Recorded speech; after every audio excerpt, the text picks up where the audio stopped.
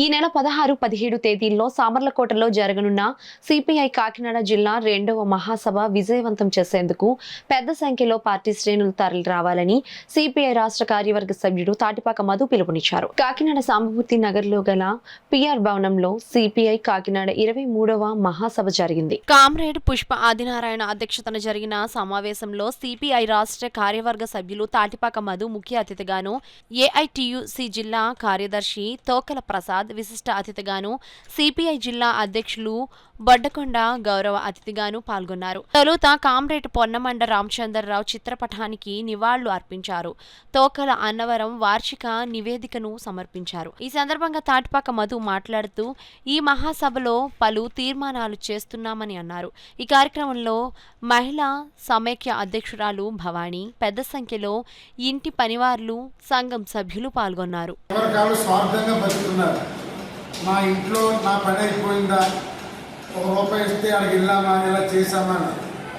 ఆయన జీవితం అంతా కూడా తన పిల్లల్ని, ఇప్పుడు ఆయన గుజరాత్లో చదువుతున్నాడు, ఉద్యోగం చేస్తున్నాడు. ఇంకొక ఆయన ఇక్కడ మన ఎన్ఎఫ్సిలో ఉన్నాడు. ఆ మనవరాలను డాక్టర్లు, మన జనరల్ హాస్పిటల్లో డాక్టర్.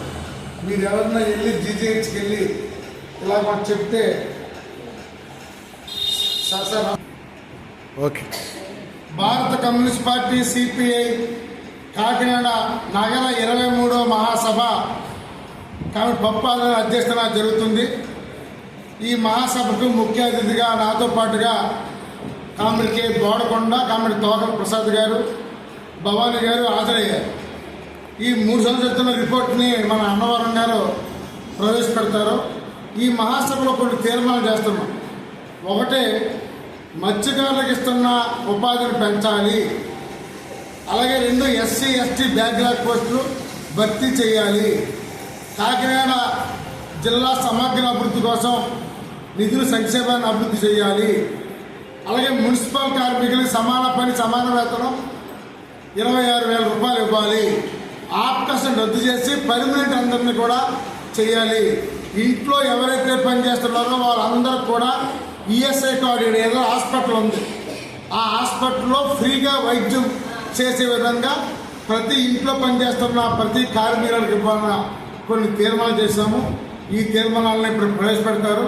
రేపు 16వ తేదీ నాడు వీళ్ళందరూ కూడా సామర్లకోటకు ఇచ్చేసి ఈ మహాసభని, బహిరంగ సభని జయప్రదం చేయాలని కోరుతున్నాం.